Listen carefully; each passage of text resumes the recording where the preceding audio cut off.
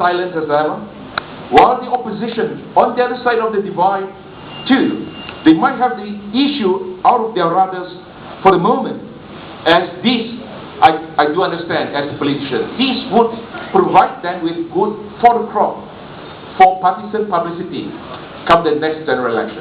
But please, do not view this, do not take this as something seasonal.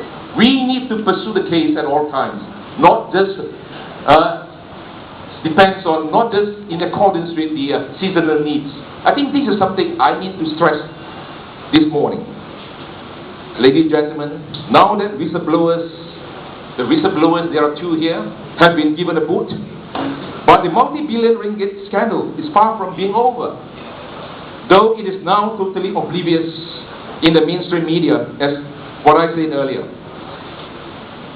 As the immediate past Minister of Transport, ladies and gentlemen, of course you know that I have been responsible for commissioning the thorough and independent probe into the PKFZ scandal, and now that I'm hopeful that the hard work put in by the ad hoc committee, or the independent panel that I set up on June the 10th, 2009. Now, they have put in a lot of effort. They have produced 7 big volumes of findings pertinent to the wrongdoings, the anomalies identified by the Pricewaterhouse report. They have done all this. But unfortunately, under the confidential cover, of course, I had no choice but to hand over all these 7 big volumes of reports now to the investigators and the prosecutors. Unfortunately, after 3 long years, I'm still waiting. You two are still waiting. We all are waiting. But certainly, not everybody has the privilege of access to such findings.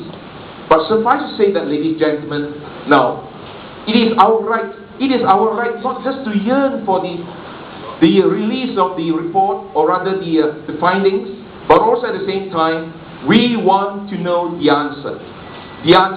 And the answer lies in the prosecutors as well as the investigators. And I am getting less and less patient whenever I'm told that the investigation, the probe is still in progress. And this is still open-ended. And certainly people like you and I would love to see that this would be concluded in due course. So last but not least, ladies and gentlemen, now if I may take this opportunity just to pinpoint one particular, I would say, imperfection. I use the word imperfection because when I say mistake, of course, people may rise to object. That is the figures. Of course, we all here would agree that we want transparency.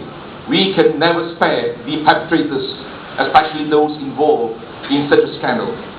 But to say that PKFZ scandal is a 12.5 billion ringgit scandal, I beg to have my reservation. Reason being, now this 12.5 billion ringgit, in fact, this was quoted, this was cited from the position review. The position review. I'm not trying to advertise here, but this is a book released by Pricewaterhouse, right? 12.5 billion ringgit. Actually, this was cited from the book.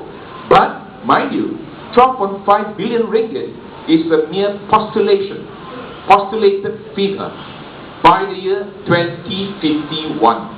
2051. Not that under the present administration, under the present minister, I'm not trying to defend him, but suffice to say that this is incorrect if we were to say that 12.5 billion has now been incurred, has now been accrued.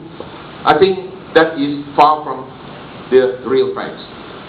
2051, by the year 2051, now had the authorities concerned, the PK failed to reschedule the terms and conditions of the loans owing to MOF, and if they fail to do anything to arrest the ballooning, the snowballing effect of the outstanding debts, then that 12.5 billion would come through.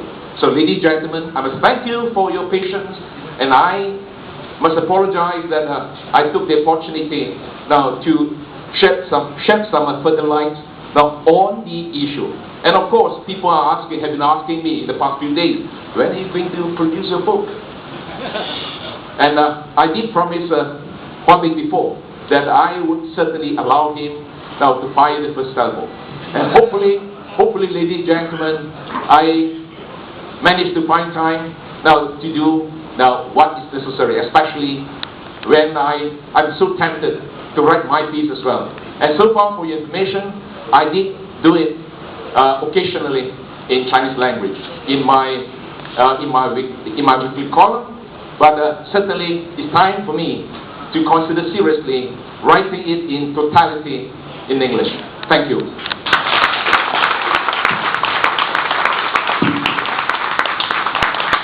Thank you, ladies and gentlemen.